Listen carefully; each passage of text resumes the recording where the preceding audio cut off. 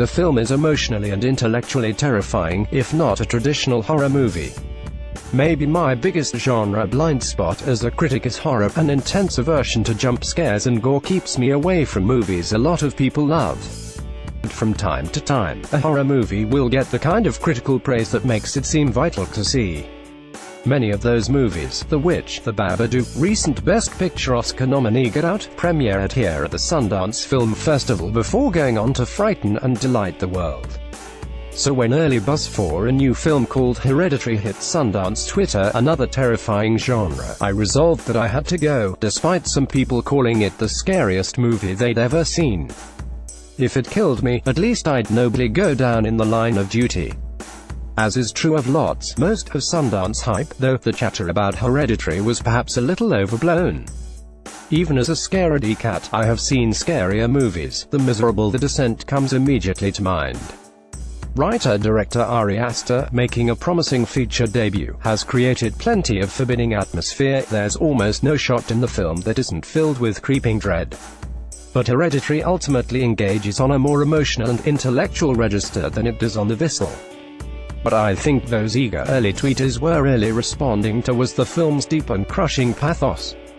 Hereditary is a terrifically unsettling look at the howling despair of grief, combined with that good, old-fashioned fear of what demons we may have inherited from our parents. On that level, the film is definitely really scary, but it's more of a slow, contemplative kind of terror than the heart-attack-inducing kind. It's similar to The Babadook in that way, without the gay top-hatted monster. The film does have a gay icon in it, though. The great Toni Collette takes the lead here, playing Annie, an artist whose distant, difficult mother has just died. Annie isn't quite sure how to process the loss, which is compounded by some other family traumas in her past. She seems alienated from her patient, passive husband, Steve Gabriel Byrne, and her two children, stoner son Peter, an excellent, emotive Alex Wolff, and seriously creepy daughter Charlie, Matilda Toni Honore Millie Shapiro. Something is rotten at the heart of this family, and the journey of the movie is figuring out just what that is. Well, it's part of the journey, anyway. I don't want to say anything else about what goes on in Hereditary, because it benefits from pure discovery.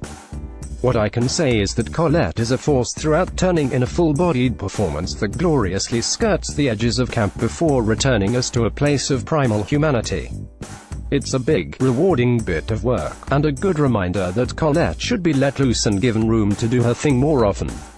Wolff is also resonant, as is Anne Dowd, so I guess there are two gay icons in this movie, as a friend and sister in grief to Annie. Cast and aesthetics are impressively married in Aster's film, everything working in diligent service of a grinding, punishing story. Which doesn't sound like much fun, does it? But Hereditary isn't entirely bleak and grim. There's a ribbon of dark humor running throughout, particularly in its wild climax, punctuated by a wicked final song choice.